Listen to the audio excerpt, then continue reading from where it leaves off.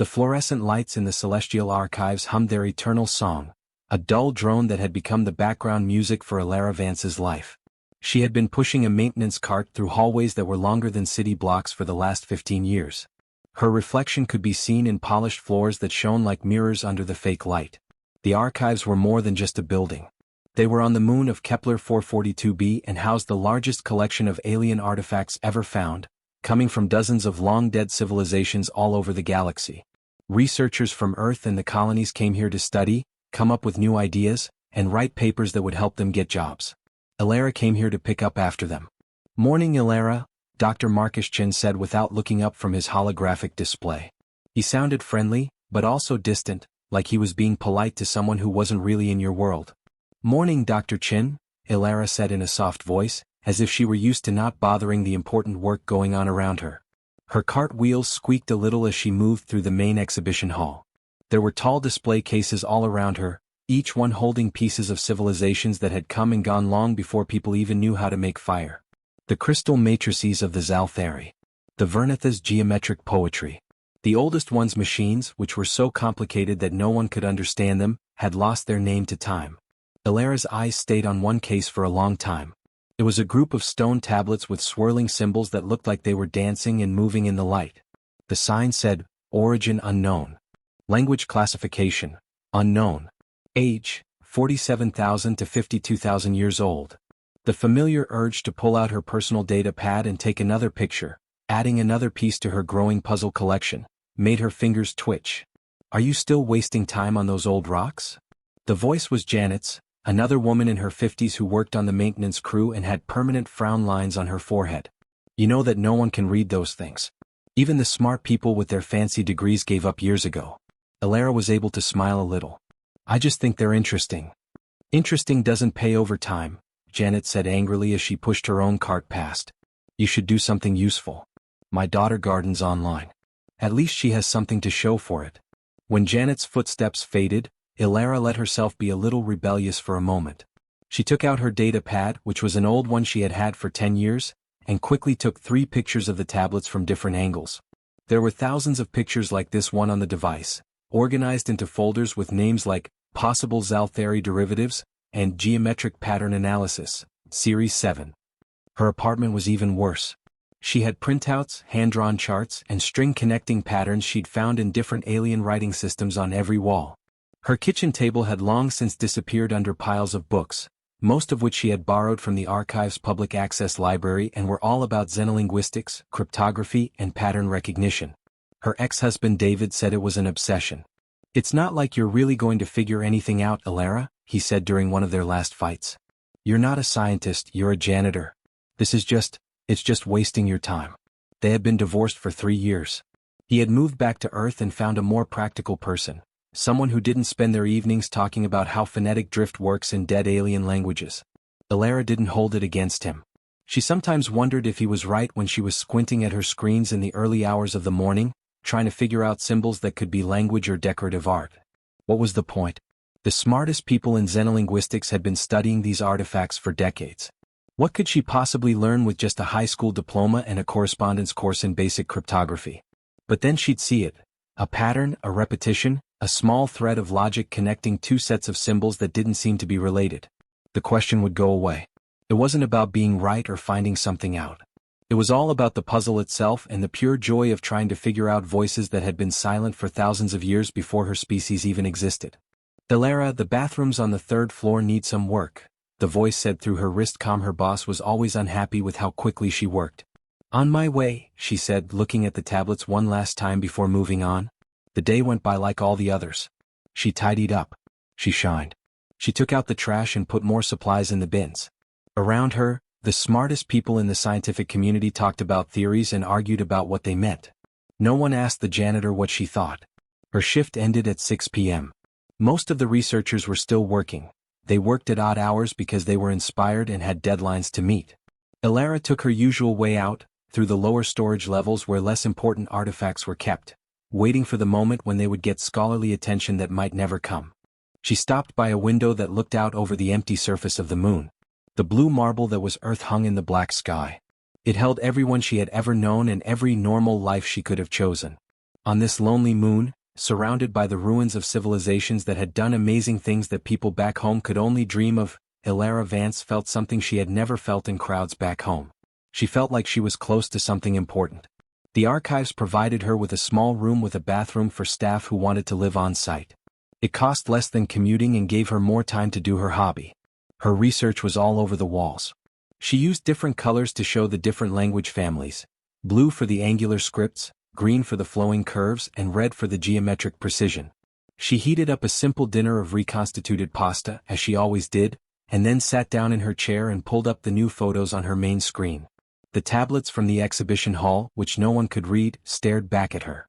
There was something about them that made me feel strange. She had been feeling it for months, a nagging feeling that she was close to figuring something out.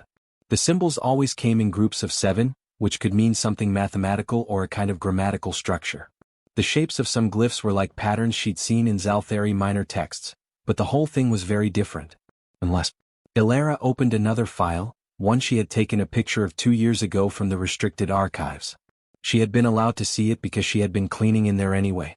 The Verneth astronomical charts, which are famous for being very accurate even though they were carved into stone 10,000 years before people found the telescope.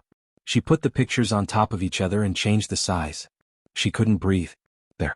The cluster pattern in the Verneth charts, which were once thought to show star positions, matched the 7 symbol groups in the unknown tablets. Not exactly, but close enough to show that there is a connection. What if the Verneth hadn't been keeping track of where the stars were? What if they had been keeping track of language patterns, like a universal grammar that could be used with different sets of symbols? It was nuts. It was a stretch. It probably didn't mean anything. But Ilara's heart was racing in a way it hadn't in months. This is why she did it. This was the moment when chaos turned into possible order and alien minds that had been separated by impossible gulfs of time and space suddenly made sense. She worked all night and didn't even notice when her dinner got cold or when the moon rose outside her window and painted the crater rims in gold and shadow. She looked at 17 different artifacts and made connections that would make any qualified linguist laugh. She probably only understood what she was doing. When it was time for her to get ready for work, she had written 30 pages of notes. Most of it was probably just nonsense. But she was sure that there was something real in there. Something that was important. She took a quick shower, put on her gray coveralls with E. Vance embroidered over the pocket, and left for another day of being invisible. People talked around you like you weren't there when you were a janitor at the Celestial Archives. Ilara heard it all. Problems with getting money. Rivalries in school. Personal dramas. And sometimes, though not often, there were real scientific discussions that made her wish she could join in, share her own ideas, and be taken seriously. Dr. Sarah Mitchell was talking to a coworker while Ilara cleaned nearby. The problem is that we're looking at these artifacts with human language assumptions. We're looking for verbs and subjects, phonetic consistency, and all the other things that our brains can understand. But what if the ancients thought in ways that we can't even begin to understand? Then we're wasting our time, her coworker said. It's incomprehensible if it's incomprehensible. Ilara bit her lip. She wanted to say that it might not be about understanding in the usual way. It could have been about finding the patterns that lie beneath conscious thought, the mathematical structures that might be the same for all species and brains. But she didn't say anything. She was done cleaning and moved on. That day something strange happened. A new shipment of artifacts came in from an expedition to Tau Ceti Prime, a site that had just been found and had hundreds of relics from a civilization that no one had ever seen before. The security teams brought in crate after crate, each one marked and logged so it could be processed later. One crate wasn't sealed well. As they pushed it down the hallway where Ilara was working, the lid moved and something fell out. It was a small object, no bigger than her fist, that hit the floor and rolled over to her cart. "Hey, pick that up, would you?" one of the security guards yelled at her as they walked by. Ilara got down on her knees and picked it up. It was smooth and metallic, and the symbols on it made her hands shake before she even thought about what she was seeing. The clusters of 7 symbols. The Verneth-like accuracy of geometry. But there was also something new. A spiral pattern that linked the symbols in a way she had never seen before, making it look like instructions. A key. A map. "Ma'am?" The security guard had stopped and was looking at her. "Are you okay?" Ilara realized that she was staring at the thing with her mouth open and that her professional mask had completely come off. "I'm sorry," she said as she handed it over. "It's just so pretty." The officer looked at the artifact like someone who had seen 1,000 other things like it and thought they were all just as boring. "Of course. I guess they all are." He threw it back into the crate without thinking and went on. But Alara stood still in that hallway, her mind racing. In that short time, she saw something that brought together every thread of her 15-year obsession into one clear possibility. It wasn't only signs. It wasn't just words. Someone millions of years ago made it so that it could be solved. And Alara Vance, the useless hobbyist that everyone ignored, had just found the first real clue that would help her solve it. Alara couldn't afford to sleep anymore. The object she had seen for a few seconds stayed in her mind like a song she couldn't quite remember but really wanted to hear again. She had been able to picture it in her head, and as soon as she got back to her room that night, she drew it from memory, her hands moving quickly and precisely across her data pad. The spiral design. That was the key she needed. She had been trying to read alien languages in the same way that humans do, from left to right, top to bottom, and in order for 3 years. What if these old civilizations didn't think in a straight line? What if their brains worked in spirals, with loops that connected the beginning and end, cause and effect, question and answer in ways that went beyond human logic? The implications made her head spin. As she took out every note, photo, and half-formed theory she'd given up on over the years, her room got even messier. She put them all over her bed, her floor, and any other flat surface she could find. She was trying to find the patterns she had missed because she had been thinking like a person instead of like whatever the ancients had been. Computer, overlay image file 773 through 829, she told her small AI assistant. Use the spiral progression algorithm, starting at the center point. The AI, which was a simple model that came with her quarters, hesitated. That processing request goes beyond the recommended limits for residential units. Could cause the system to slow down for a short time. I don't care. Do it. Hundreds of alien glyphs and symbols floated in three-dimensional space on her wall screen. As the AI used the spiral algorithm, the thing started to move and change shape, following paths that curved in and out like galaxies moving through space. Alara's breath stopped. Patterns began to show up. Symbols that didn't seem to be connected suddenly shared places in their own spirals. The 7 cluster groups she'd seen before weren't random. They were places where the spirals crossed, or nodes of meaning that linked one thought to another along the curve of the pattern. Oh my God, she said quietly. It's not a language. It's a map. But what kind of map? She worked all night and into the next day, and for the first time in 5 years she called in sick to work. She didn't pay attention to her boss's angry message. This was more important than her job. This was bigger than anything she'd ever seen before. She realized that the Zalthari crystals weren't just random things. They were markers like beacons that showed where things were in the spiral. The Verneth charts weren't records of the stars. They were coordinates in a linguistic space that showed how ideas connected to each other across the vast distances of meaning. And that thing from Tau Ceti Prime that she had for a short time? That was the center, the point from which all the other spirals spread out. It's a network, she said to the empty room, her voice hoarse from not using it. They made a network. Not real but ideas. A way to store information that would last even if everyone in their civilization died, every machine broke down, and every piece of technology turned to dust. She was blown away by how smart it was. This ancient race, no matter what they called themselves, had come up with a way to talk to each other that was almost impossible to break. The pattern could be put back together as long as even small pieces of their artifacts were still around. People could read the message. But that made me wonder even more. What message could be so important that it needed to survive the end of civilizations, the passage of thousands of years, and even the universe's own entropy? Alara's hands shook as she started the long, hard task of trying to figure out the first full phrase. She started with the simplest spirals, which had the fewest points where they crossed each other. This is how a child learns to read, by starting with simple words. It took her 48 hours to write the first phrase. She didn't eat much, just protein bars and coffee that had long since gone cold. She had sore eyes from looking at screens. She had a sore back from bending over her work. But slowly, painfully, meaning began to come out of the mess. The translation was rough because it went through her human understanding and missed subtleties she couldn't see. But the general meaning was clear. We who came before leave this for those who come after. Not as a warning or a lesson but as an invitation. Listen to the universe, it speaks. Alara sat back in her chair, and tears ran down her face without her knowing it. She had done it. She really did it. After 15 years of being ignored, laughed at, and told her hobby was useless, she had figured out something that the smartest people in xenolinguistics had said was impossible. But this was only the start. One phrase from one thing. The network was huge, covering dozens of artifacts in the archives and probably hundreds more spread out across the galaxy. Each piece was part of a bigger picture, A message that had been waiting for someone who was curious, stubborn, and obsessed enough to put it all together. Someone like her. It would be smart to tell someone about her findings right away. To get in touch with Dr. Mitchell or Dr. Chin and bring in the experts who could check her work and add to what she had found. This could change everything about how people think about the history of the galaxy. This could make her well known. But something stopped her. She had been gone for so long. The janitor who helped.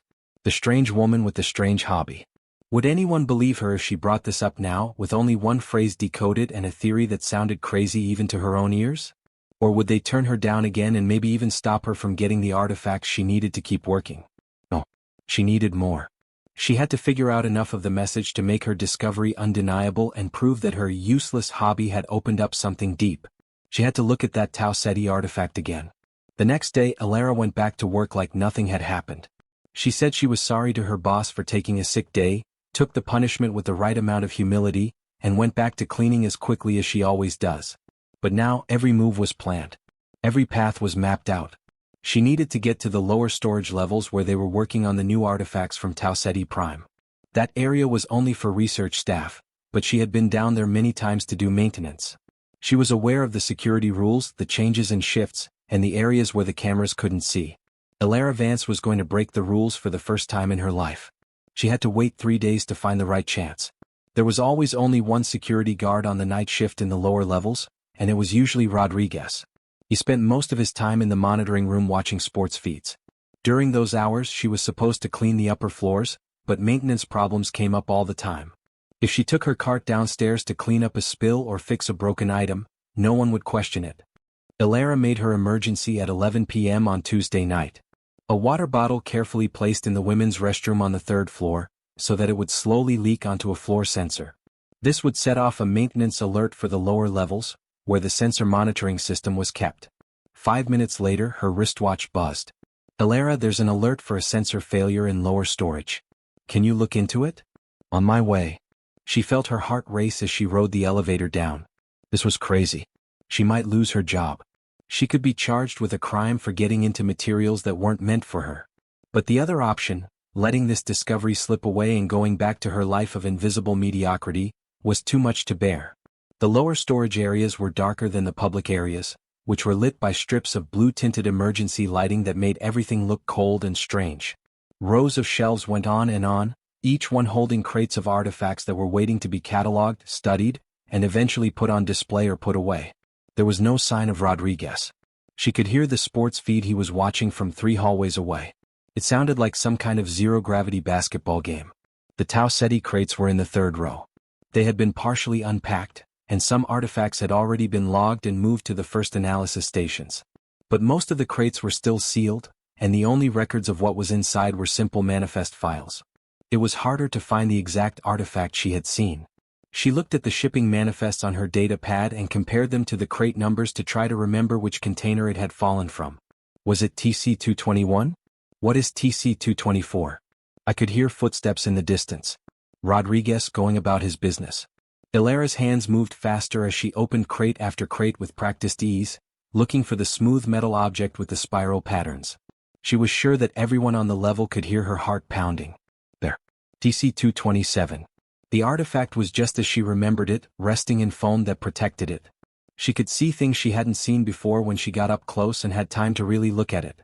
The spiral didn't just connect symbols. It made new ones by having each curve of the pattern make parts of more than one glyph at the same time.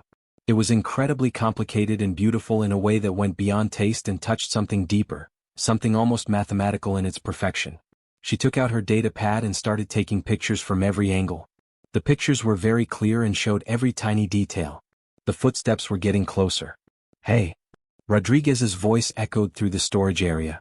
Alara? You down here? She took 3 more pictures and her hands were surprisingly steady even though she was scared. Then she carefully put the artifact back in its foam, closed the crate and walked out into the aisle. Over here, she yelled, trying to sound calm.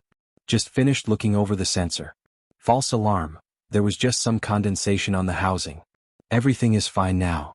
Rodriguez came around the corner with his hand casually resting on his security baton. He was in his mid-40s, had 3 kids, and had pictures of them all over his monitoring station. He had never bothered her before. False alarm, huh? He stared at her for a long time, and Alara was sure he knew exactly what she had been up to. But then he just shrugged. All the time down here. The climate control is always acting up. Are you going back up? Yeah. It's been a long day. Tell me about it. He turned to leave but stopped. Hey Alara? Did you ever figure out what those symbols mean? She blinked, surprised that he had seen. What? I see you sometimes taking pictures of the artifacts when you think no one is watching. Not against any rules or anything, it's public access stuff. I'm just curious if you ever figured any of it out. At that moment, Alara felt like she had made a choice. She could lie, ignore it and stay out of sight. Or she could trust someone else who was just like her, someone who was on the fringes of the important work and might understand. Yes, she said softly. I think I might have. Rodriguez smiled. That's good for you. Most of the people who work here forget that this stuff used to belong to people, or whatever counted as people. People who really lived and died and left all of this behind. It's good to know that someone is still trying to hear them. He left, leaving Alara alone in the blue-lit hallway with her data pad full of stolen pictures and her heart full of something that felt dangerously like hope. She uploaded the pictures when she got back to her room and started the next part of her job. The main artifact from Tau Ceti Prime wasn't just part of the network. It was a key that showed how the spiral patterns on different artifacts and in different civilizations were connected. This would help her speed up her translation by a huge amount. It might be possible to decode phrases that would have taken weeks in just days or even hours. The message, whatever it was finally close enough to read. She worked all night again and then the next night and then the night after that. She was like a ghost at work, going through the motions of her job while her mind raced through old patterns and forgotten meanings. Her boss saw that she was distracted and told her to be careful. Her few friends among the staff stopped trying to make small talk. Everyone could tell that something was different but no one asked what. Rodriguez was the only one who didn't ask questions. He sometimes brought her coffee during her late-night shifts. Alara had figured out 17 full phrases by the end of the week. The message was starting to make sense, and what she was finding made her hands shake and her breath come short. This was more than just a way to talk to each other. It wasn't just a record of the past or a work of art. It was an invitation just like the first sentence said. An invitation to something big, old, and waiting, something that had been calling out across the cosmos for millions of years, patiently waiting for someone to be curious enough to answer. Alara Vance, the fired janitor with the useless hobby, was about to be the first person to respond. The next Monday started out like any other day. Alara came to work at 6 a.m., and her eyes were red around the edges from another night of decoding old messages. She had filled 2 more notebooks with translations, each one adding to the last one to make a picture that was both exciting and scary. She had begun to think of the ancients with a capital A. They had built something. It wasn't a physical structure. It was a network of consciousness that connected worlds and species across impossible distances throughout the galaxy. The artifacts weren't just messages. They were parts of a huge communication system that had been dormant for thousands of years, waiting for someone to turn it on. She thought the activation sequence was exactly what she had been doing, figuring out the patterns, figuring out the spirals, and following the invitation they had left behind.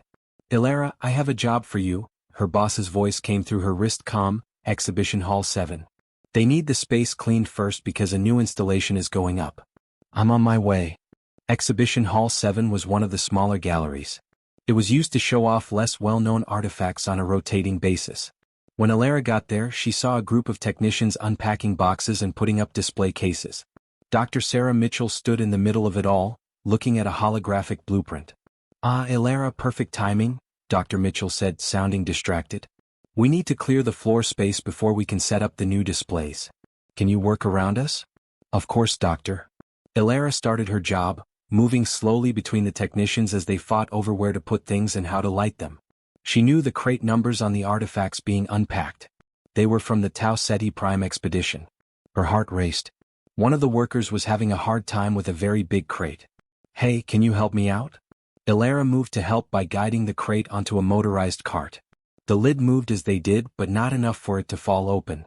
She could see what was inside, though. She stopped breathing. 3 objects, each with the spiral patterns she had been looking at.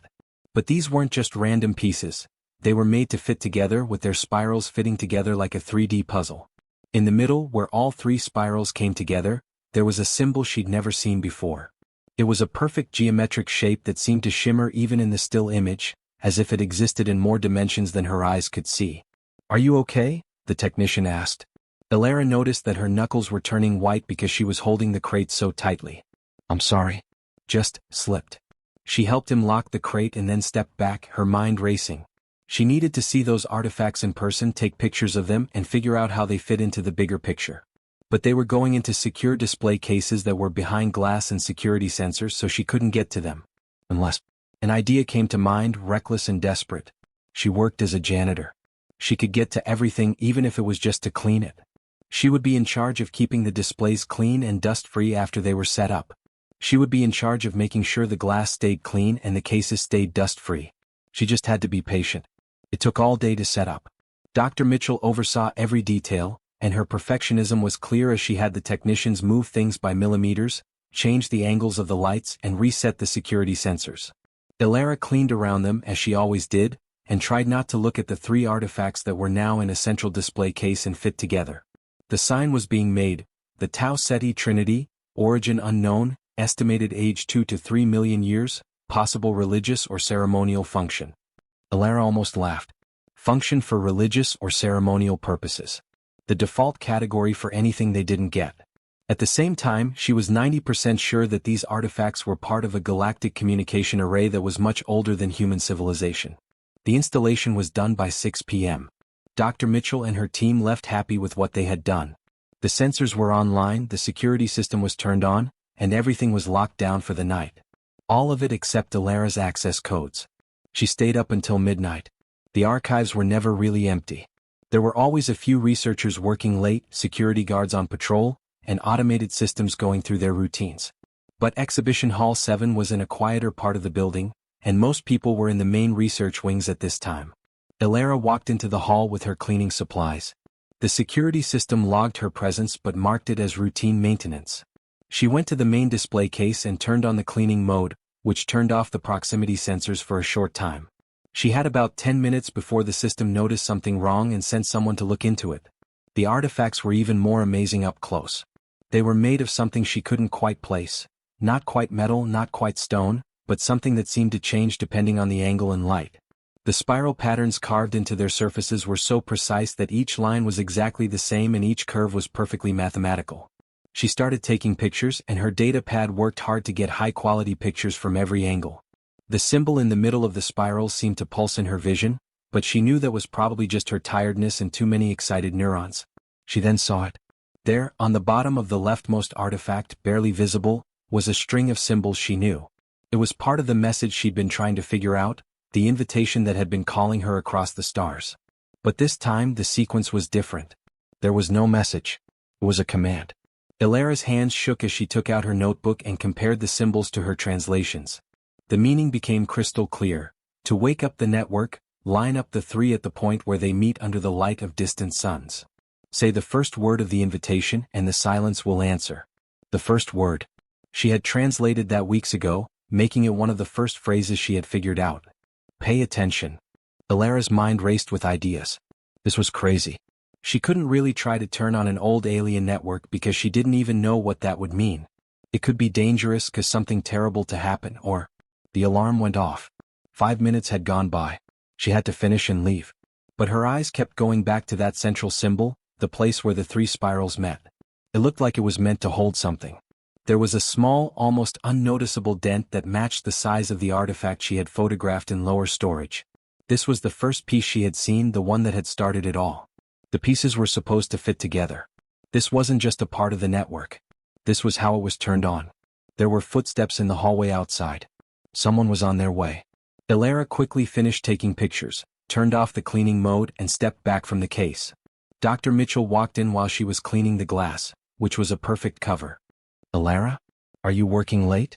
Just finishing up the new installation, Doctor. Wanted to make sure that everything was ready for the opening tomorrow. Dr. Mitchell smiled, which was a rare sign of real warmth. That's dedication. The display really does look great, doesn't it? We hope that this will help get more money for the Tau Ceti digs. There is a lot more to find there. Elara honestly said, "It's beautiful," as she looked at the 3 artifacts. Do you know what they're for? Nobody knows.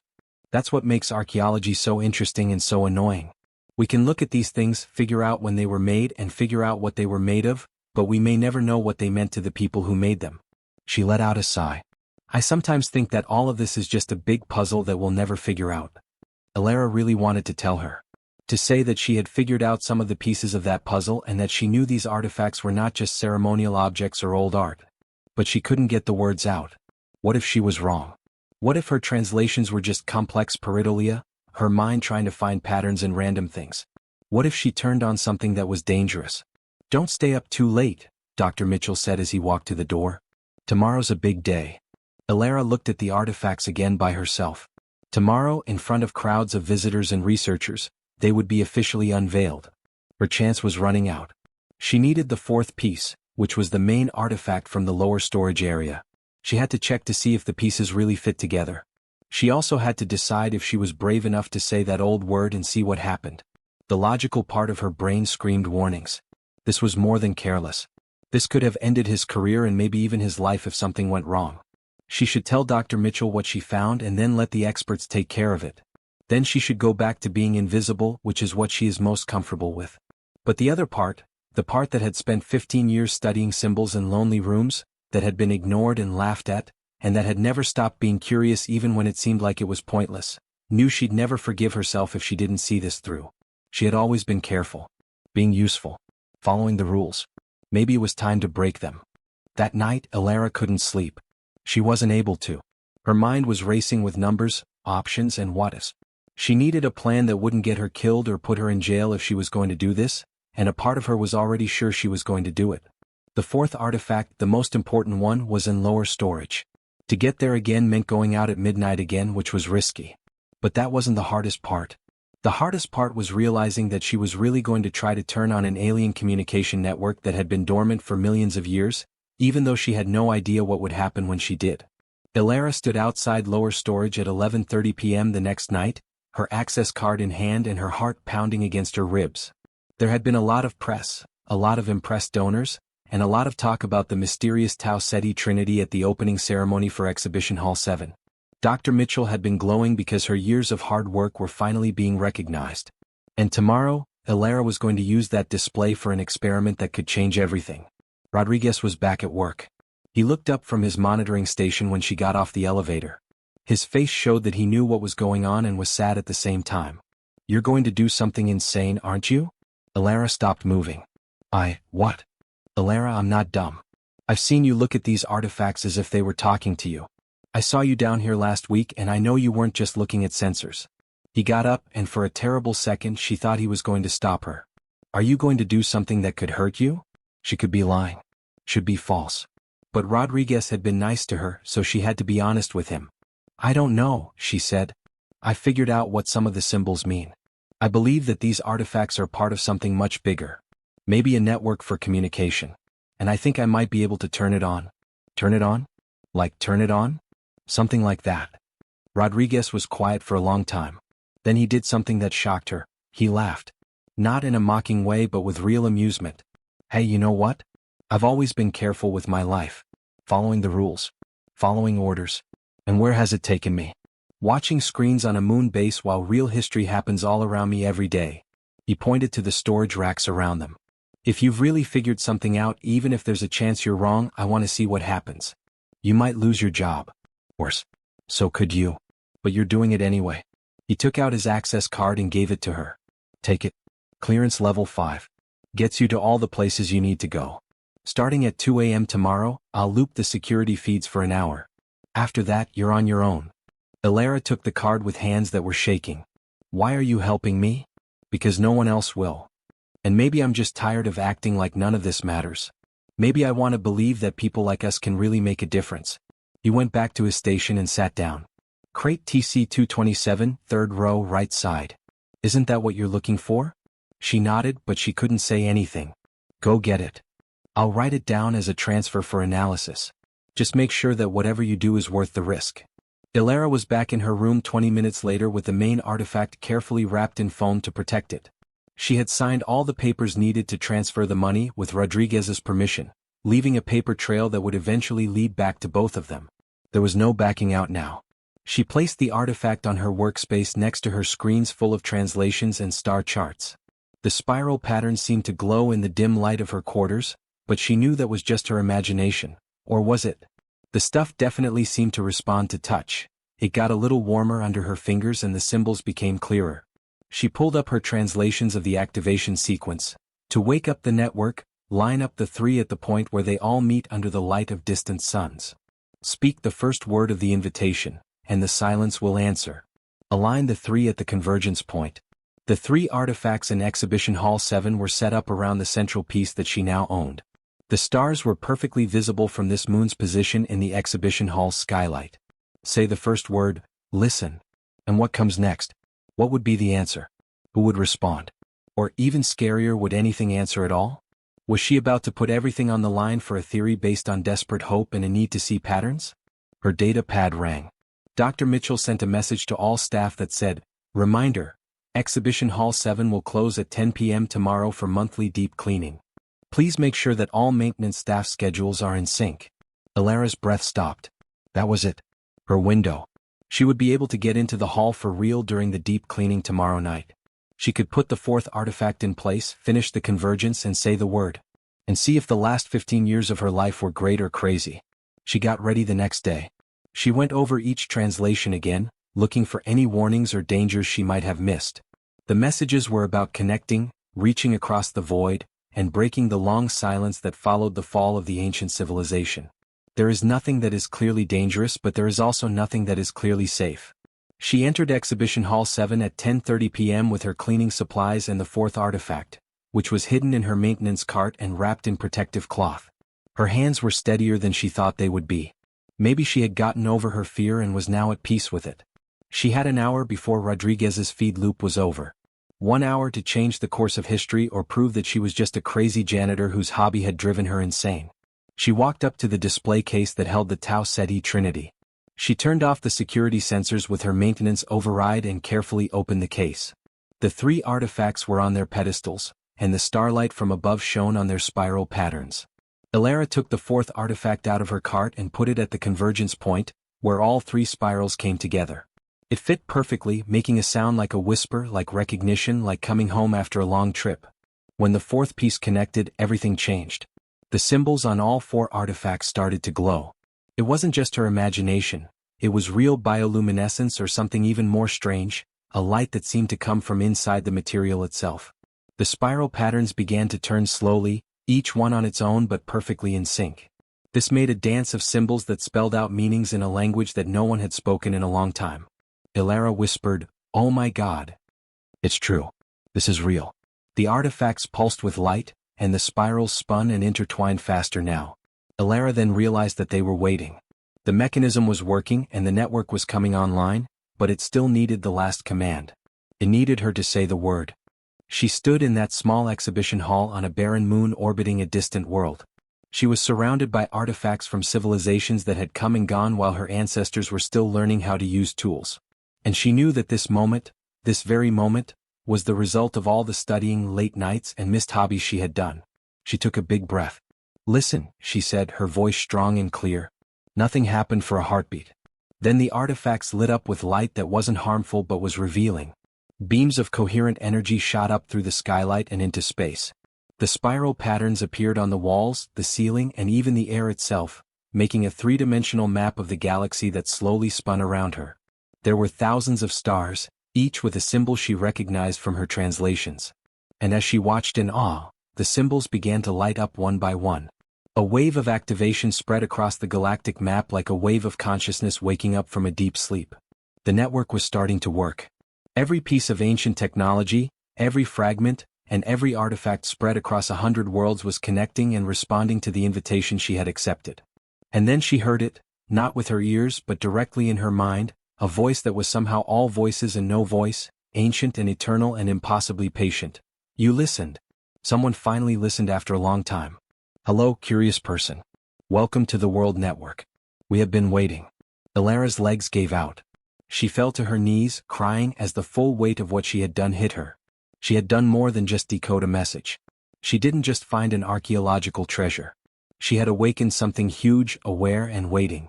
It had been calling across the universe for millions of years, hoping that someday, somehow, someone would be curious, stubborn, or obsessed enough to answer.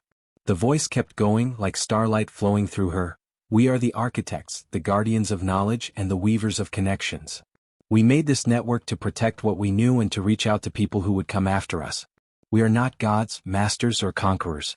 You are now our student, we say. What do you need from me? Elara was able to ask, but her voice shook. Only what you have already given. Wanting to know more. Commitment. The readiness to seek the truth even when others think it's pointless. There are many amazing things in the universe, but they don't mean anything if no one tries to figure them out. You looked. You got it. Now you will help other people do the same.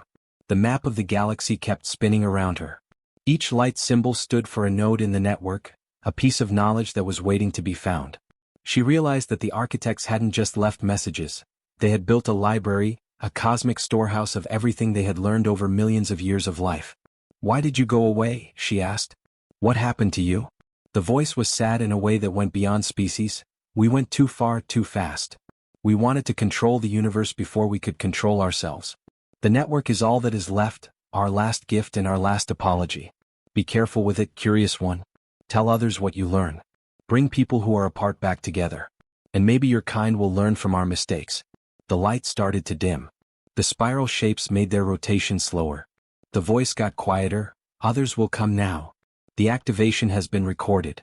Some people will be happy, some will be scared, and some will try to take charge. You have to be the bridge, the translator, and the one who makes things clear. If you want it, this is your purpose now. Elara whispered, I don't know if I can. I'm just a cleaner.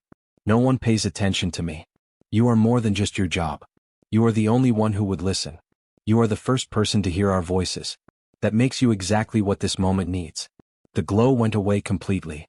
The artifacts seemed to go back to sleep, but Elara could still feel them humming with barely contained energy. The exhibition hall looked the same as it always did, except for one important thing. Everything had changed. The alarms started going off. Security systems registering the energy discharge, automated protocols sending out alerts, and people running to the hall. Elara's legs shook as she stood there, knowing that her life would never be the same and that nothing would ever be the same. Dr. Mitchell was the first to come in, and her face was pale with shock. Elara? What did you do? Elara smiled through her tears as she looked at her boss, the woman who had never seen her as anything but cleaning staff. I heard, she said simply. I heard them and they answered.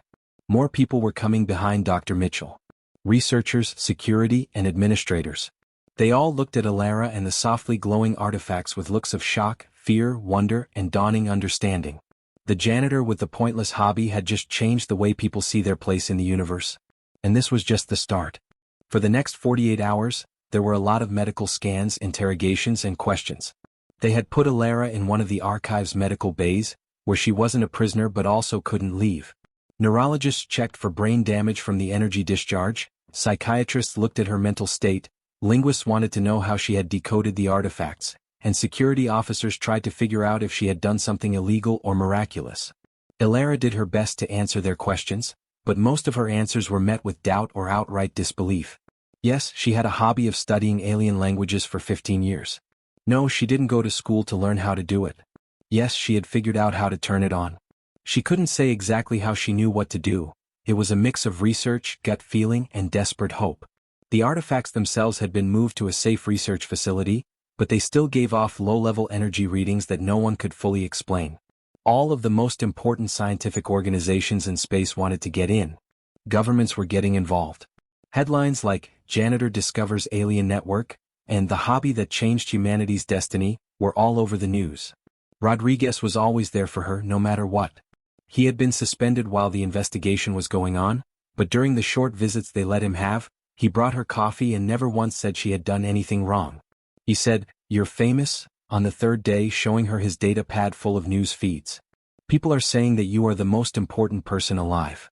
And people are calling you a dangerous fool who might have let something terrible happen. What do you think? Elara wanted to know. Rodriguez was quiet for a while. I believe you did what you thought was best. And I believe the universe responded. That's more than most people ever do. Dr. Mitchell came to see her on the fourth day. The older woman looked tired, and her usual calmness was starting to show. She sat down across from Elara and didn't say anything for a long time. After 30 years of studying xenoarchaeology, she finally said, 30 years spent trying to understand civilizations that are no longer around. And a janitor without any credentials figured out what I never could in 15 years. She didn't sound bitter, she sounded curious and maybe even respectful. How did you do it?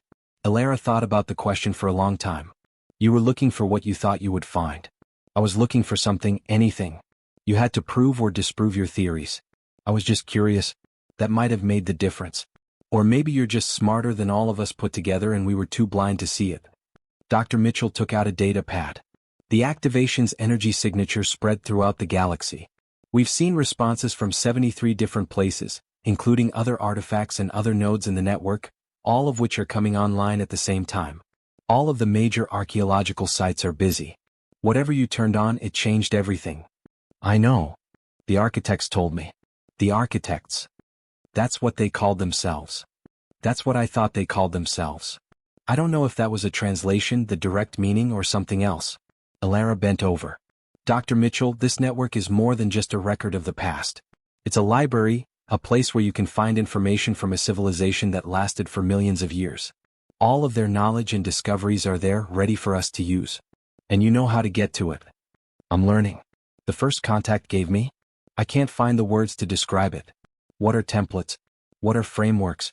Ways of thinking that make it easier to see patterns. She looked Dr. Mitchell in the eye. Even though they picked me, that doesn't mean I have to do this by myself. I want to help. I want to share what I've learned with others. No one person should have control over this. Dr. Mitchell's face softened. The director wants to give you a job. Full professor and head of xenolinguistic research, with access to all of our resources.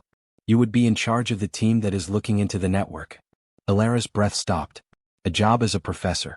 She had just finished high school and had never been to college except to clean their floors. It was silly. There was no way to do it. It was exactly what she had to do. I agree, she said. But I have rules. Of course you do. Dr. Mitchell really did smile. What are they? Rodriguez gets his job back and is praised for helping with a big discovery. He took a chance on me and I won't let him pay for it. Alara counted things on her fingers. Second, I want the research to be open and collaborative. It's not about fame or secret discoveries. This is information that everyone should have. Third, I want to start a program for researchers who don't fit the mold, like me, who don't have formal credentials but are genuinely interested and dedicated. The useless hobby project? Dr. Mitchell suggested it and her voice was warm. Something like that. The architects didn't pick me because of my degrees or my job. They picked me because I was paying attention when everyone else wasn't. I want to make sure we always listen. Dr. Mitchell reached out her hand. Then we have a deal, Professor Vance. The title felt strange, like a costume that didn't quite fit. But Alara shook her hand anyway, which made the deal that would change her life again. As people tried to figure out what the active network meant for them in the weeks that followed, Alara got to work. She worked with a group of linguists, physicists, and AI experts to create rules for safely accessing the information stored in the network's nodes. It was hard work that required the same kind of pattern recognition and intuitive leaps that had led her to the first discovery. 3 weeks after the activation, the first big translation happened. It was a way to travel faster than light without using the dangerous wormhole technology that people use now. The effects were huge. Space travel would be safer, colonization would be easier, and it would be possible to get to faraway parts of the galaxy in weeks instead of years. The second translation showed medical knowledge that could cure diseases that people had been fighting for hundreds of years. The architects had figured out how to fix cancer, neurodegenerative diseases, and genetic disorders. They had left the answers in the network where people could find them. Every time Alara made a new discovery, her reputation grew. She was asked to speak at conferences, give advice to governments, and be on news shows where the hosts treated her with a respect that still felt strange. The shy janitor who had been invisible for 15 years was now at the center of the change in humanity. But she always remembered where she came from. She started the Curiosity Initiative, a program that hired researchers based on their passion and ability to think outside the box, not their credentials. Anyone who had learned something for the sake of learning was welcome, including former maintenance workers, amateur astronomers, and self-taught coders. There was a lot of debate about the program, with many traditional academics saying it made their schools look bad. Alara didn't care. She had been fired too many times to do it to other people. Rodriguez became the first administrator of the program, bringing the same dedication he had shown in his security work. They worked together to create something that had never been done before. A research center that valued questions over answers, curiosity over pedigree, and the journey over the destination. Elara gave her first big public speech 3 months after the activation. She stood in front of thousands of people in the great assembly hall on Earth, with billions more watching on TV. She felt the weight of what she had become, not just a researcher or translator but a bridge between the past and the future of humanity. She started by saying, "I was invisible for most of my life," and her voice was steady even though there were a lot of people there. A janitor with a strange hobby, someone people looked through instead of at. And that invisibility taught me something important. How others see you doesn't make you important. What you choose to see in yourself does. She pointed to the holographic display behind her, which showed the network's galactic map, with each node glowing with information. The architects gave us a gift, and it wasn't just the knowledge they kept. It was a reminder that curiosity, even if it's useless or not directed, is one of the strongest forces in the universe. They lived for millions of years and they didn't care about power, conquest, or domination. It was comprehension. Like, just looking at the universe and asking, why? She stopped for a moment to let the words sink in. I'm not unique. I don't have any skills or knowledge that other people don't have. I had time, an obsession, and the desire to go after something that everyone said was pointless. And that's what I want everyone who is watching to know. Your weird interests, hobbies, and passions are not useless. They are the ways you connect with the universe that are unique to you. That's how you become a part of something bigger than yourself. When she was done, the applause was deafening, but what mattered more to Elara were the messages that came in after that. People from all over the world share their useless hobbies, their ignored passions, and their unusual ways of finding things out. Each one reminded her that she hadn't just turned on an old network. She had validated a way of life and a philosophy of curiosity that had kept her going through years of being ignored. The network gave its biggest revelation 6 months after it was turned on. Elara and her team found the architect's last message deep inside the most complicated nodes, behind layers of encryption that took weeks to break. This time it wasn't an invitation, it was a warning. The translation said, "To those who come after, know that knowledge without wisdom is the seed of destruction." We got to the stars but we lost ourselves along the way. We made amazing things but we forgot why they are important. We linked all the worlds together but we lost touch with each other. Our network is both our gift and our warning. Don't just want to know, want to understand. Don't just try to connect, try to care. Don't just try to move forward. Also try to keep what makes moving forward worthwhile. We give you the sum of our lives. Please use it better than we did. Use it with kindness. Be humble when you use it. Keep in mind that the universe is huge, but life is short and consciousness is the most valuable gift of all. We were the builders. You will be the protectors. Build wisely. After they finished the translation, the team sat in silence. The network's knowledge had always come with a lot of responsibility, but now it was clear. The architects had given people more than just a gift. They had also given them a burden, a choice, and a test. Dr. Mitchell, who had become Elara's friend as well as her co-worker, was the first to speak. This changes everything. We can't just take what they know. We need to use it correctly. Elara nodded slowly. That's why the network was inactive for so long. It was waiting for someone who was ready not only to turn it on, but also to deal with what it held. And you think we're ready? Another researcher asked. I think we have to be, Elara said. Because the other option is to let fear stop us and keep all this information to ourselves because we're scared of making the same mistakes as the architects. But they gave us this warning so we wouldn't make those mistakes. They had faith in us for millions of years that we would be better than they were. She stood there looking at her team. They were scientists and janitors, professors and hobbyists, credentialed experts and passionate amateurs, all brought together by a desire to learn and do something. That's what we'll do. We'll use what they know, but we'll be careful and think about what we're doing all the time, questioning our own motives and methods. We'll set up rules for safety and ethics. We'll do everything we can to make sure this gift doesn't turn into a curse. She smiled, feeling both the heaviness and the wonder of it all. We'll be the guardians they wanted us to be. The team went back to work, each person carrying a piece of the new duty that all of humanity had.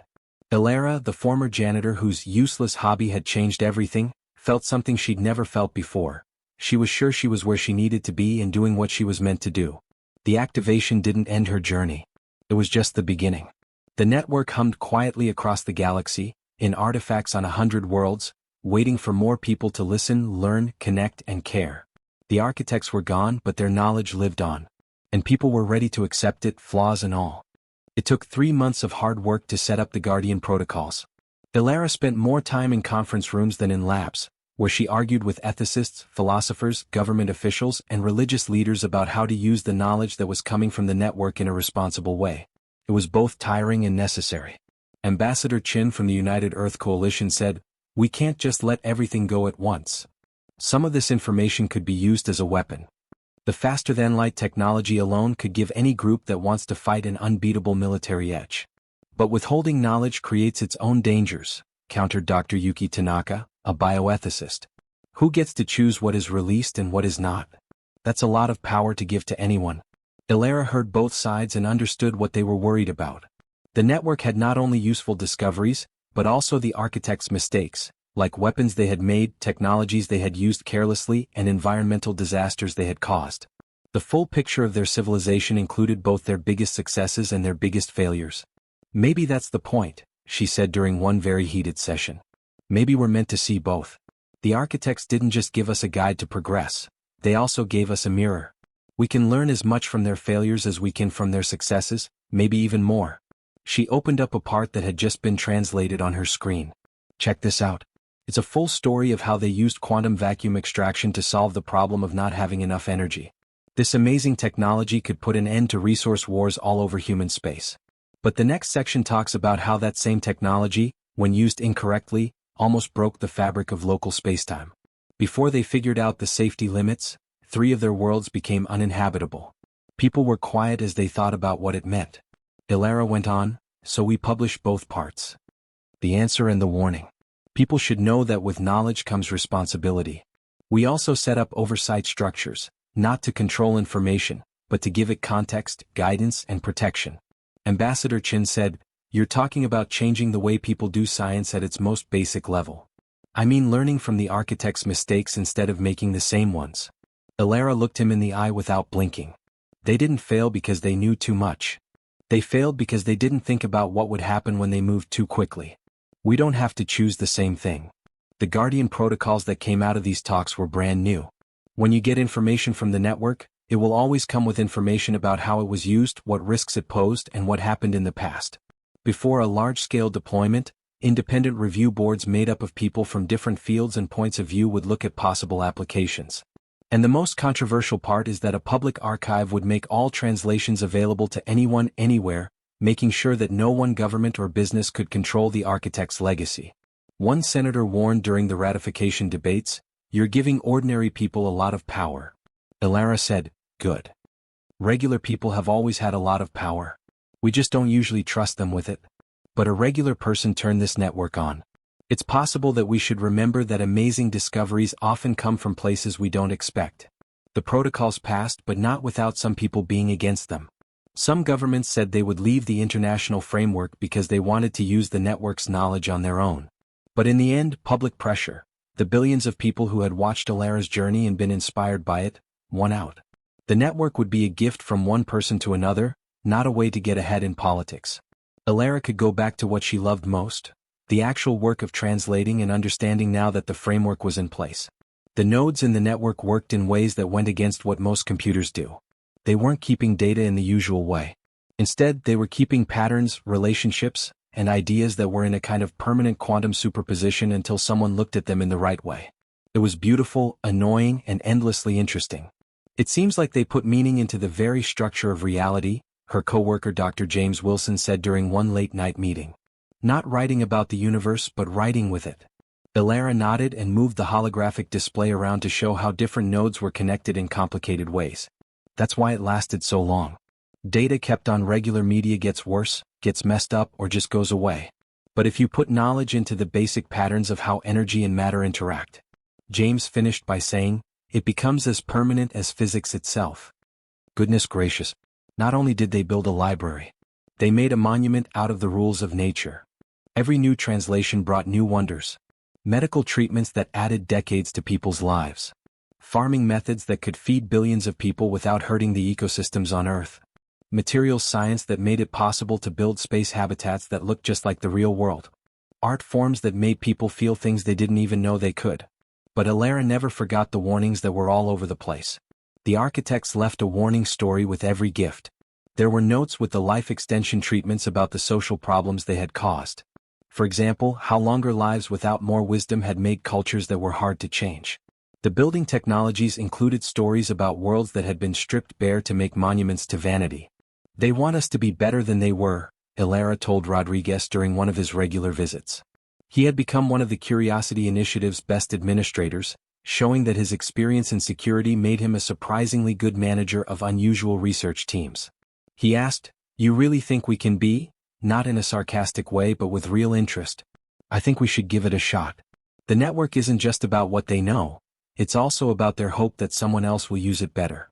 A year after the network went live, people had built their first big piece of technology. A clean energy system based on ideas that the architects had worked on for millions of years. Power plants all over Earth and the colony started switching to the new design, which cut down on carbon emissions and made levels of industrial growth that had never been possible before. The changes were very big. Energy shortages, which had caused wars for hundreds of years, were no longer a big deal. Poor areas got access to lots of clean power. Finally, there was a way to solve climate change, the biggest problem humans have caused for themselves.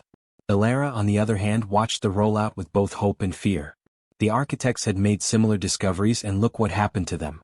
Would people learn from their mistakes or would they just make them again with better tools? The answer came sooner than she thought it would. 3 months after the new energy systems were turned on, fights broke out over who would run them. Companies sued for the right to use their products exclusively. Governments accused each other of using the distribution networks to gain an unfair advantage. Religious extremists said that the technology was blasphemous and went against the way things are supposed to be. Ilera's heart sank as she watched the news feeds. This was exactly what the architects had warned about, how even useful technology can cause problems when it is seen through the lens of existing power structures and biases. She told Dr. Mitchell, "We gave them the tools to save themselves, and now they're fighting over who gets to hold the hammer. What do we do now?" Ilera thought for a long time before opening the network interface on her screen. "We tell them where this came from. And what happened to the civilization that wasn't careful enough?" She spent the next week getting ready for a presentation, but not the same kind she had done before. This wasn't about exciting new things or good things that might happen. This was about the fall of the architects, told in their own words and translated from the darkest parts of the network. 3 million years ago, she said when she spoke to everyone, there was a civilization where we are now. They had fixed all of the problems with the materials, mastered physics, beat the disease. We got everything we wanted to get. And then they killed themselves, not with weapons or war, but by slowly losing the values that had made their successes possible. She showed pictures that had been translated from the network. These weren't real photos, but rather conceptual representations that made sense to people of all species. Cities that had taken over whole worlds. Social hierarchies that were so strict that they became permanent castes. So many people that they had used up all the ecosystems on Earth. There was so much information that it didn't mean anything anymore. It was lost in a sea of data that no one cared to understand anymore. They didn't fail because they knew too much, Ilera said. They failed because they didn't ask, why, and what for. They moved forward without a goal. Connected but not caring. Built without making anything useful. She stopped for a moment to let the weight of those pictures sink in. They gave us their knowledge as a gift and a warning. They're showing us what we shouldn't become. And right now, as we argue over energy systems that could save our world, we're not paying attention to that warning. Within hours, the presentation was all over the internet. The architect's fate was a harsh reminder that cut through the political posturing and corporate maneuvering in ways that no amount of negotiation could. Within weeks, new frameworks for working together to use network technologies came out. These frameworks made it clear that humanity's survival depended on keeping the values that made life worth living. It wasn't the best answer. There were still fights, interests still clashed, and progress was still messy and hard to understand. But things had changed. Most people now knew that the network wasn't just giving them tools, it was also testing whether they were smart enough to use them responsibly. Ilera went back to her job of teaching and translating, but now she understood her role better. She was more than just a link between people and the architects. She was a true guardian, not keeping people from getting knowledge, but making sure that knowledge came with context, warnings, and the wisdom that only survived because the architects were humble enough to admit their mistakes. On the second anniversary of the program's start, the Curiosity Initiative graduated its first class of unusual researchers. 50 people from backgrounds that couldn't be more different. A former construction worker who had come up with new ways to design stars, a self-taught programmer who had made interfaces for network translation, and a grandmother who had spent decades studying mythology and realized that the old stories held hidden wisdom about how to keep society stable. Ilara stood in front of these unlikely scholars who had shown that passion and hard work could match or even beat traditional credentials. She felt a pride deeper than any personal achievement. "You're proof," she said, "that the network picked the right species to get its gift.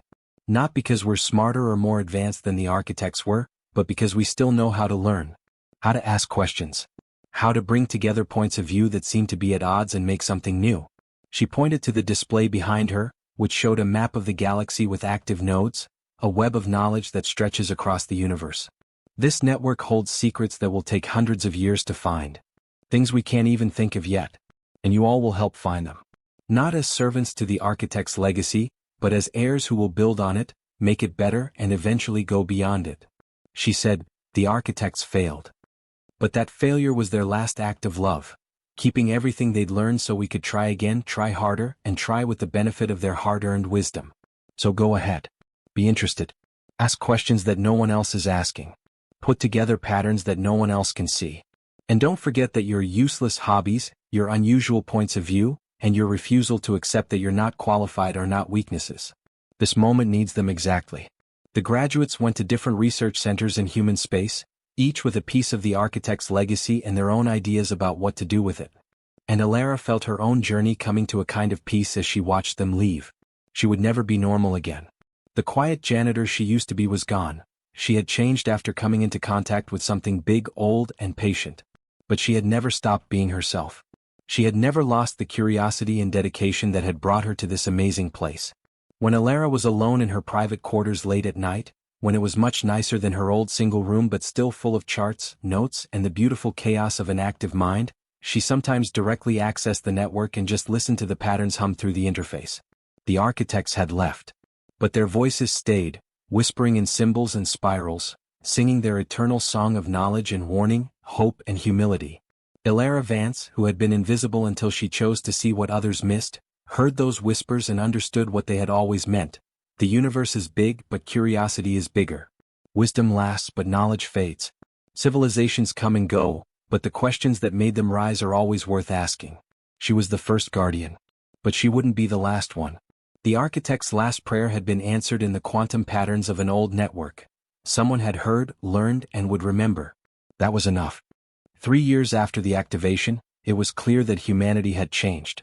In the last 300 years, the solar system had changed more than it had in the previous 36 months.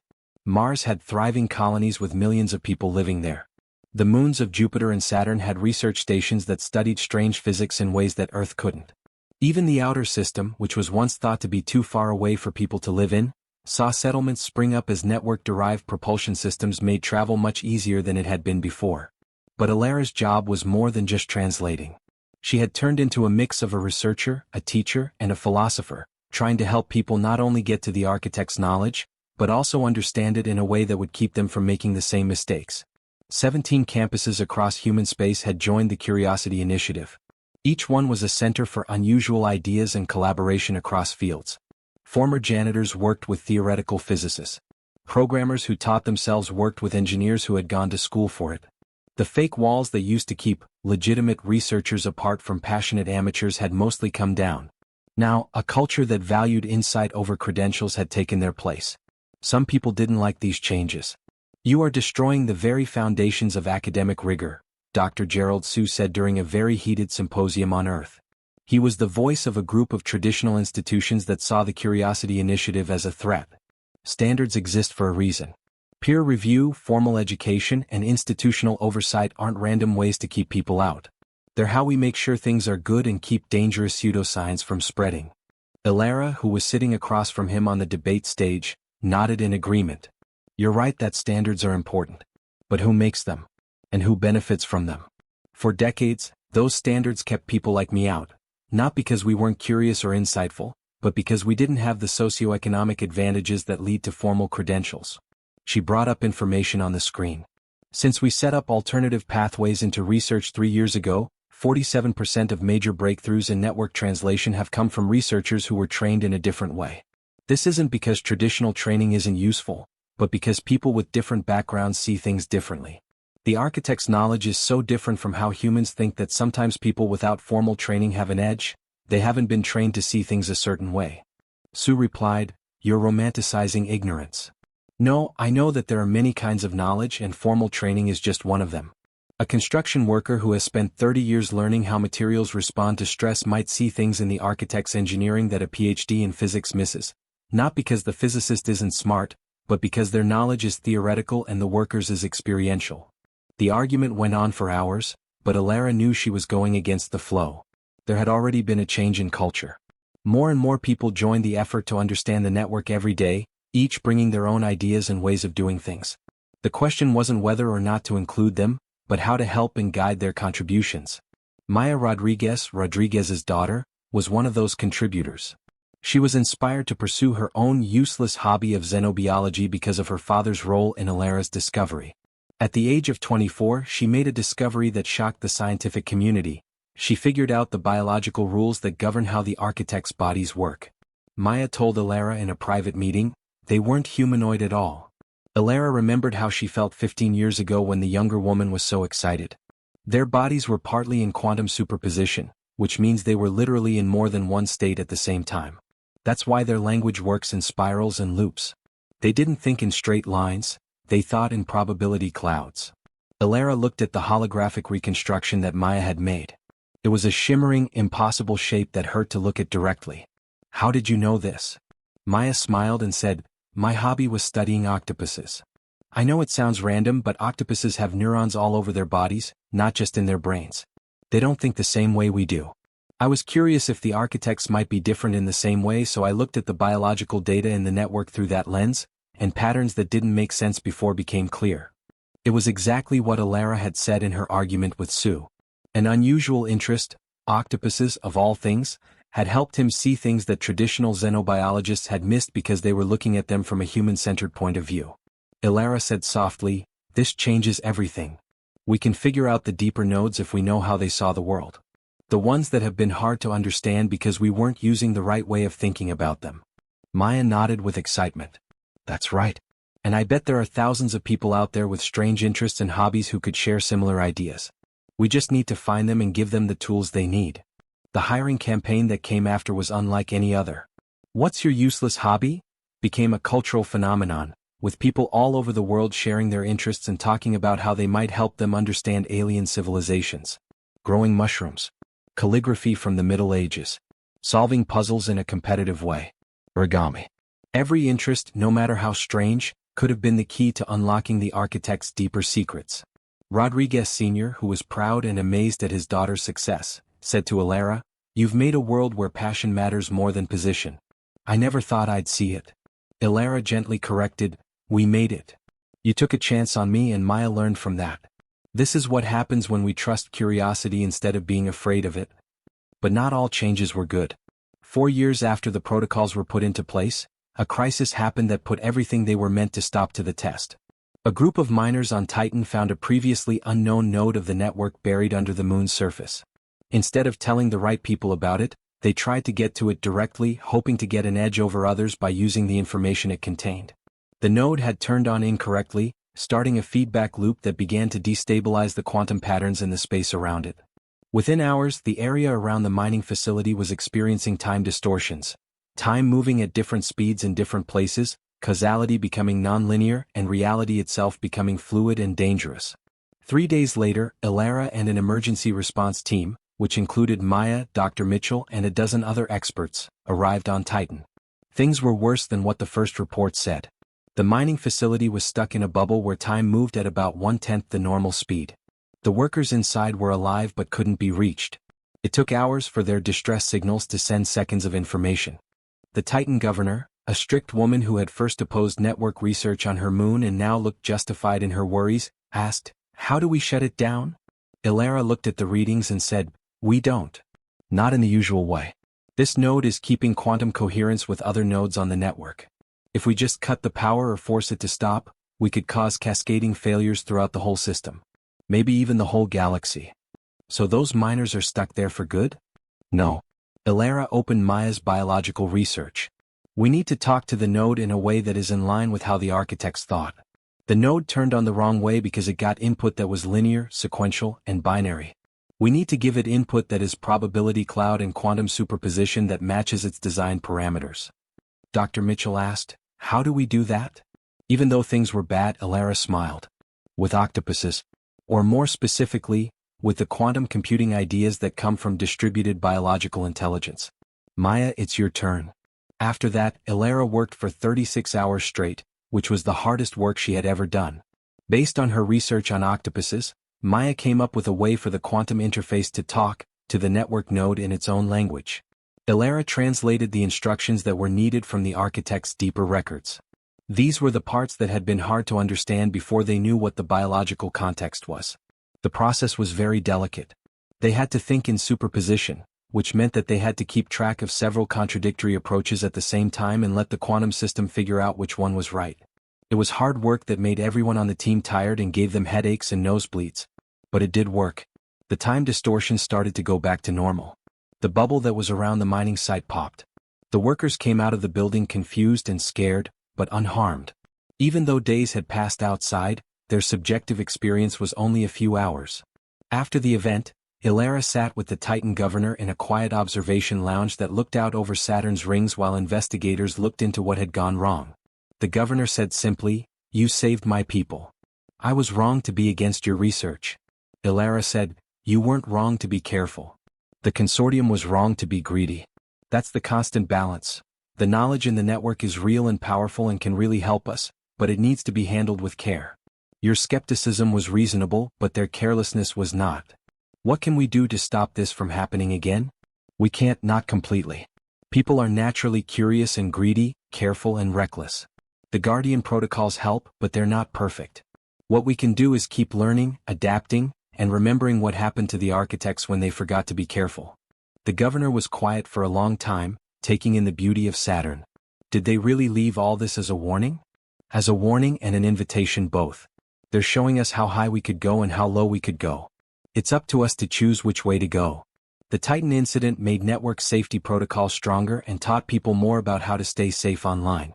But it also made Elara's long-held belief stronger. Perfect safety is impossible, and trying to get it would mean limiting knowledge to the point where it is useless. The answer wasn't to hide everything away, it was to grow wisdom along with knowledge. 5 years after the activation, people had found a new balance. The first rush of discovery had given way to more careful exploration. Most of the easier nodes on the network had been translated, leaving only the deep mysteries and the parts that would take years or decades of hard study to understand. Elara had more time to think, to mentor, and to be alone with her thoughts, which had been a big part of her early years. Her face was known all over the solar system and she was one of the most famous people alive. But she was still the person who saw patterns and symbols and stayed up late looking for connections that could mean nothing or everything. One night, while she was alone in her office at the initiative's headquarters on Luna, she noticed something strange about the network's patterns. A part she'd looked at hundreds of times suddenly had a new structure, as if it had been waiting for her to have the right context before showing itself. She spent the night figuring it out, with her coffee getting cold next to her. The moonlight painted her windows gold and then white as she worked. And meaning slowly and beautifully came to light.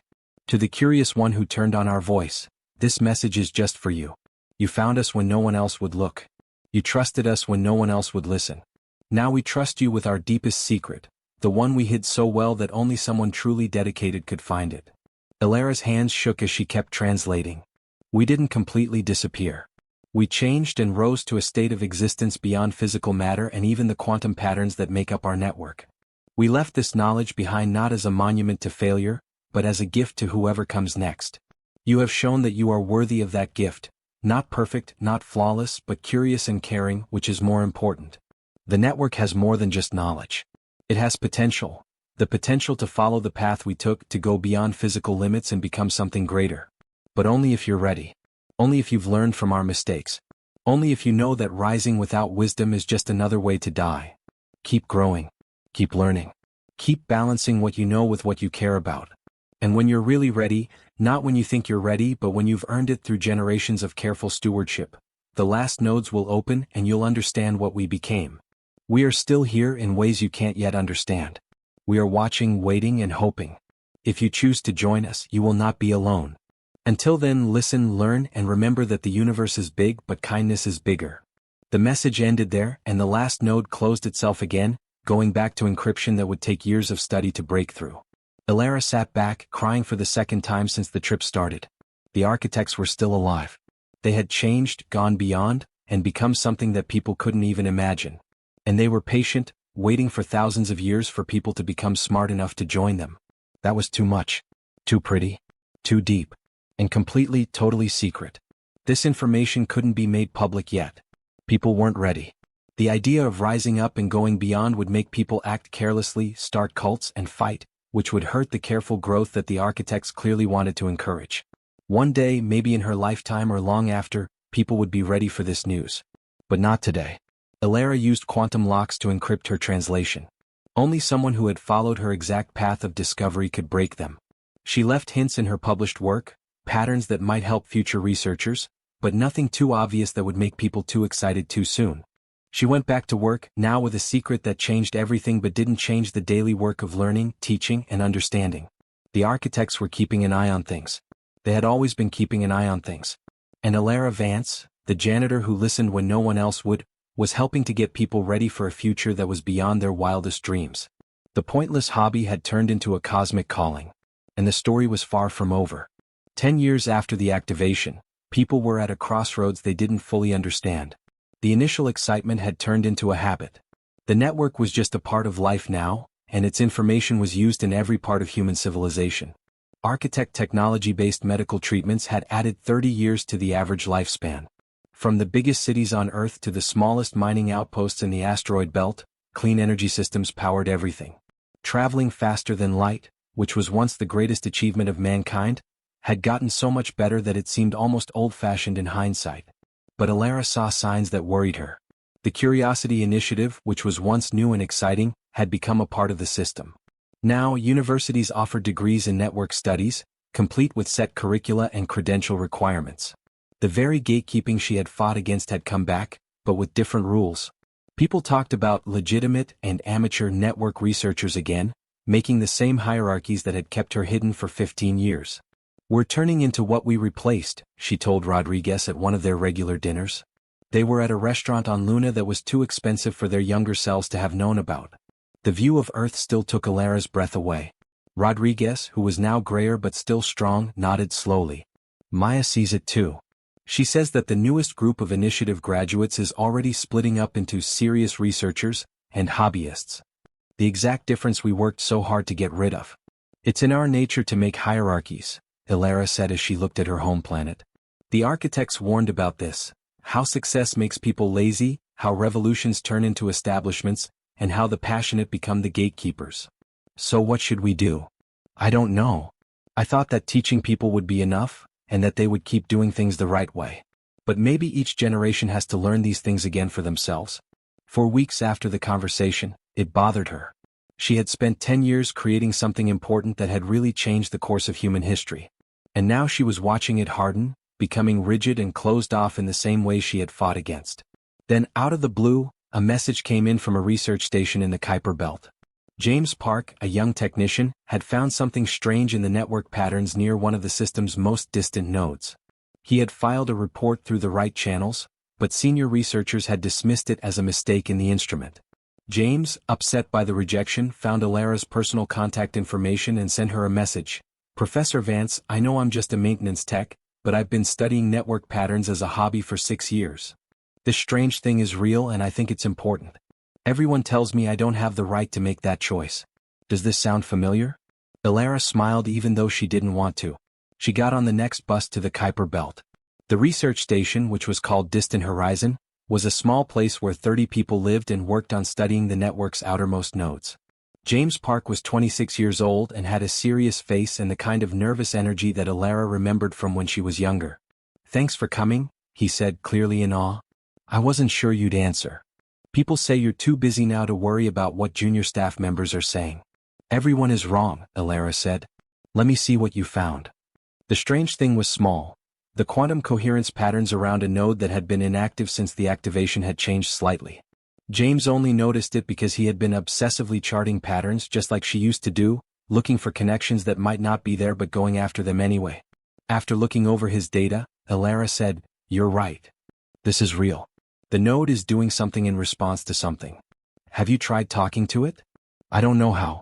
I'm not a trained researcher. I'm just—" Elara cut in, "You're just someone who pays attention and asks questions.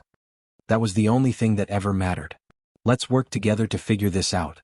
They worked on the problem for 3 days and Elara felt more alive than she had in years. This was what she had been missing.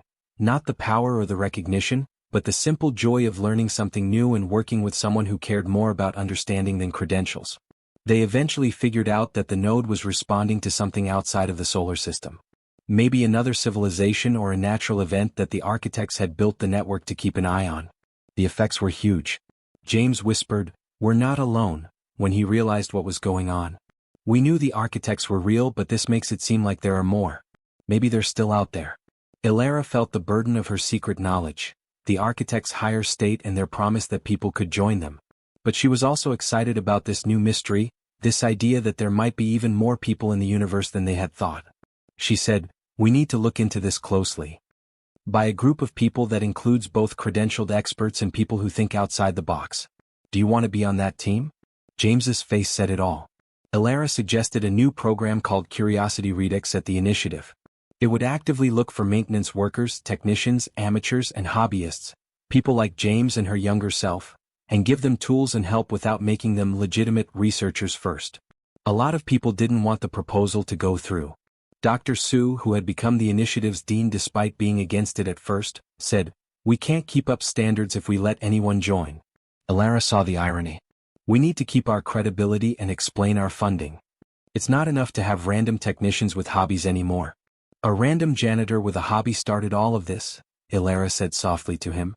"That technician James Park just found something that your qualified researchers completely missed. Perhaps it's time for us to remember where we came from." Curiosity Redux won the vote, but it was close.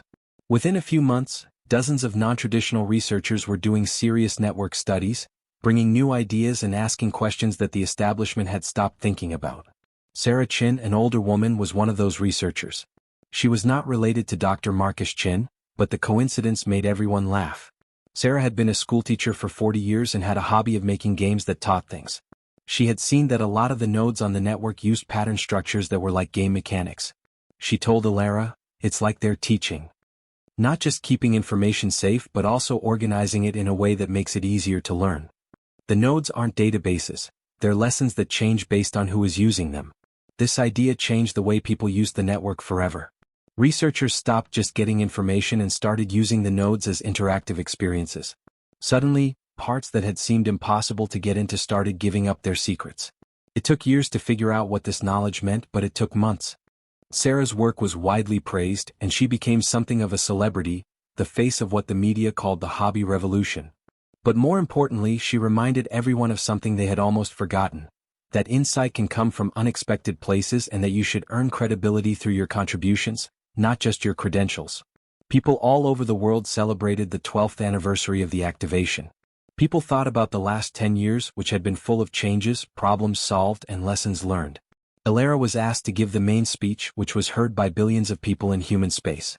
She stood on a stage in Geneva and looked out at the crowd and the cameras that would send her words to every part of humanity's growing civilization.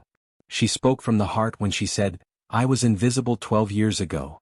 People looked through a janitor with a strange hobby instead of at him. People call me a hero, a genius, and the savior of humanity. But I'm not either. I was just someone who stayed curious even when it didn't seem like it would help.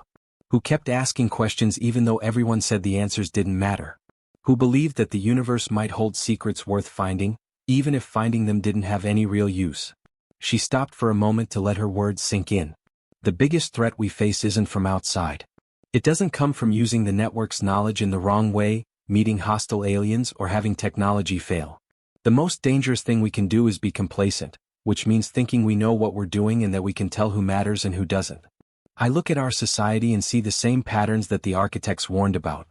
We're making hierarchies again. Figuring out who is and isn't qualified. Creating systems that value following the rules over coming up with new ideas. If we keep going this way, we'll end up just like them.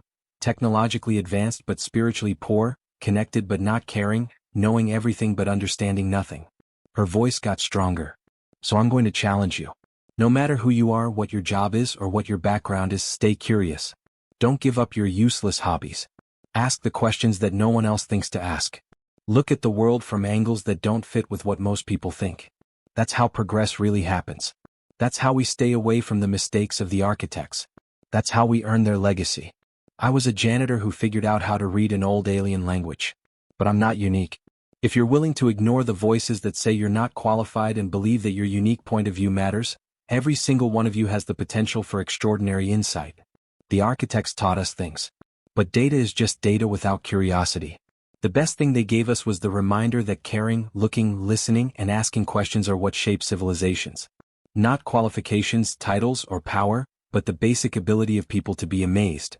She ended with words that would be remembered for a long time. Stay curious, stay humble, and remember, in a universe this big and strange, no one is too small to find something deep. You are included. You especially. The speech started another wave of cultural change. There was a big rise in amateur research. Hobby groups grew. Universities started to offer more flexible ways for people to get involved in scientific work. The strict hierarchies that had been coming back together became more flexible and open again. Elara knew now that it wouldn't last forever. Every generation would have to fight its own battles against being too comfortable and being left out. But that might have been fine. Maybe the struggle itself was important because it kept people questioning and engaged instead of settled and sure. Elara made a decision that shocked everyone 14 years after the activation. She quit her job as a professor and all of her official positions. She was 56 years old, richer than she had ever dreamed of being as a child, and famous in ways that still seemed strange. She wanted to be invisible again. Why? Dr. Mitchell asked, really confused. You've made something amazing. The initiative, the protocols, and the whole structure of network research all need your help. Elara said, it needs to live on without me. If I stay, I will become the authority figure who decides what is right and wrong, which is what I fought against. I am now the gatekeeper. That would go against everything this was supposed to mean. So, what are you going to do? Elara smiled. What I always did. Study. Learn. Follow my pointless hobby. Just without the title and the pressure. I want to see what I find when I'm not Professor Vance or the famous decoder, but just Elara, a person who likes puzzles. She moved to a small research station near Neptune, a quiet place where network studies went on but there wasn't much pressure. She got a job doing maintenance work not because she needed the money but because she missed it. She missed the meditative quality of physical work and being part of the infrastructure instead of its public face. Her coworkers knew who she was, but they treated her like everyone else, and over time she became comfortable being invisible again. She did her shifts, spent her evenings studying network patterns and helped younger researchers when they asked, but she never forced them to listen to her. She was happier than she had been in years. Maya Rodriguez went to see her 6 months into this new life and found her cleaning lab equipment in coveralls. Do you really want this? Maya asked, looking around the small station where a few researchers worked and where she could see storms on Neptune. Elara said, this is really what I want. I figured out the puzzle I was supposed to. Now it's time for your generation. I'll keep studying and learning, but I'll do it as myself, not as a symbol or authority. People are going to write biographies, make documentaries, and build monuments. Let them. But I don't have to take part. I can just be me again. Elara grinned. That was always the best part, not the recognition but the finding. Not the fame but the knowledge. I'm going back to what was important. Maya gave her a hug. Thanks. For all of it. For showing us what we could do. Thanks for keeping it going. For making sure that the next generation of invisible people knows they are not invisible at all. Elara went back to her studies, her quiet work, and her chosen invisibility when she was alone again. She was happy because she knew that other curious people were out there looking at patterns that others missed, asking questions that others ignored, and doing things that others thought were pointless. The universe was huge and it would always need people who were willing to listen to what it had to say. As long as she was conscious and curious, Elara Vance would keep listening, quietly and without stopping. That was enough. That was all there was. 25 years after the activation, Elara, who was now 67 years old, sat in her small observation room on the Neptune station. Her hair was silver and her hands shook slightly because of her age. For the past 10 years she had been happily living in obscurity, just as she wanted, studying without any pressure or expectations. Neptune's storms outside her window were blue and white, reminding her of how powerful and beautiful nature is. There were notes and diagrams all over her walls, just like the organized chaos that had been a part of her life since she first became interested in alien languages 40 years ago. Her data pad rang to let her know she had a message. Maya Rodriguez is now in charge of the Curiosity Initiative and its third group of researchers. Alara, we need you. Something has come up. She smiled at how formal it was. Maya still couldn't bring herself to call her grandmother's friend by her first name in official letters. What kind of growth? The kind that needs the person who started all of this. Please come to Luna. It's very important. Alara thought about saying no. She was happy here, alone in the universe, doing her hobby in peace. But Maya wouldn't ask unless she had a good reason. I'll be there in 2 weeks. The trip gave her time to think about how much had changed. There were now 15 solar systems inhabited by humans, and new colonies were always being built using technology from the network. The number of people had doubled. People lived an average of 120 years longer than they do now. Poverty had not been completely gotten rid of, but it had been greatly reduced. The energy crisis was a thing of the past. But had people become smarter? That was harder to figure out. When she got to the Curiosity Initiative's headquarters, it was buzzing with excitement. Researchers of all ages and backgrounds filled the hallways, and their conversations were lively. Maya's discovery was important, no matter what it was. Maya met her in a private meeting room, where she looked both excited and nervous. Thanks for coming. I know you value your privacy. You're welcome. What's going on? Maya opened a holographic screen. 3 weeks ago we picked up a signal from outside the galaxy. It's not natural, it's definitely artificial. It's using network protocols and architect communication structures. Someone out there knows about the network and is trying to talk to us. Alara's breath stopped. The architects had suggested that there might be other civilizations out there, and that their network might one day connect with them. But she never thought it would happen so quickly. Have you figured out what the message means? Partially. It's an invitation. It's like the one you figured out 25 years ago, but it's not the same. They're inviting people to join something bigger, a galactic community of species that have found pieces of the architect's network and learned from them. What kinds of species? We don't know yet. At least a dozen based on how complicated the signal is. Maybe a lot more. Maya's face got serious. Alara, this is the first real contact. Not with old things but with living civilizations. They want you specifically. They know your name and what you did. How can that be? We think it's the network. The architects didn't just leave knowledge, they left observers? Recorders? Something that has been watching human civilization and telling others about our progress. They've been waiting for us to get to this point. Alara sat down hard, her mind racing. This was the end of everything she had done, every translation and every discovery. Not only understanding the past but also connecting to the present. Not only does this change people but it also brings them into a bigger cosmic community. What do they want from me in particular? To be the voice of humanity. To speak for our species in whatever comes next. You were the first to listen and they want you to keep listening. It was too much. She had left her job as a leader on purpose to avoid this kind of responsibility. She wanted to disappear and be just another curious person following their interests. But it looked like the universe had other ideas. She said quietly, I'm 67 years old. I'm not the right person for this. There are younger, more energetic and better trained researchers who could do it. Better trained? Maya said softly. You trained most of them.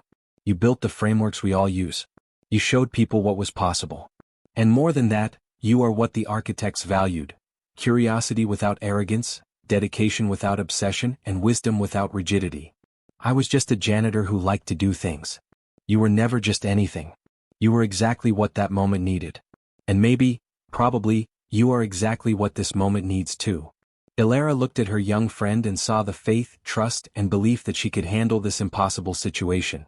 She thought about the architects who had moved beyond their physical bodies and were now watching from a higher dimension. She thought about all the people who had helped her along the way like Rodriguez, Dr. Mitchell, and many others who had faith in an unlikely hero. She remembered the quiet night 25 years ago when she stood in an exhibition hall and said one word into the dark. Listen. Okay, she said. I'll do it, but not as Professor Vance or Alara the famous decoder.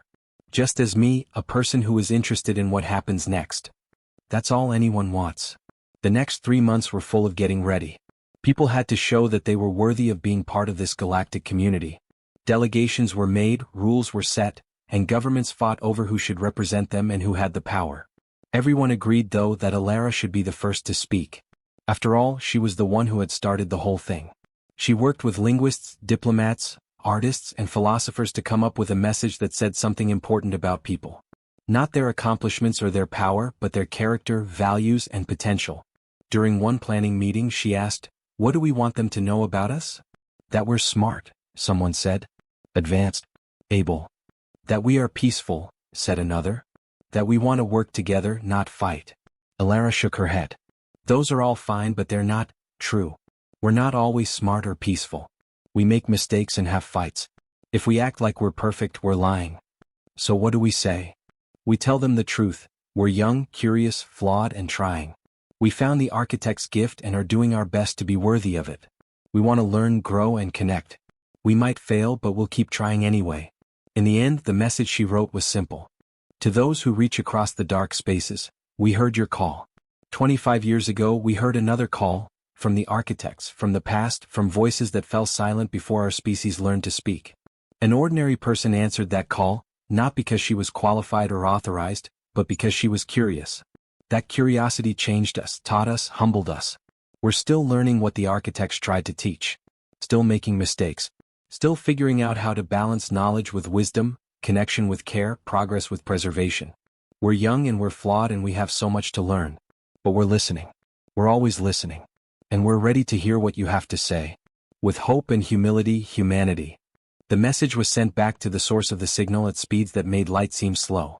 It carried the first words of humanity to living alien civilizations. They waited after that. A reply came 3 weeks later. Not just from one place but from 17 different places in the galaxy. The Maya civilizations that had been talked about, each one adding their voice to a chorus of welcome. "We were once like you. Young, unsure, and trying to figure out what the architects left behind. They built their network not just to keep knowledge safe, but also to connect people across species and distance. To remind the universe that consciousness, no matter where it comes from, shares common ground. You are not alone. You have never been alone. Welcome to the network of worlds. Welcome to the conversation that spans the stars." Alara stood in the command center with people cheering around her.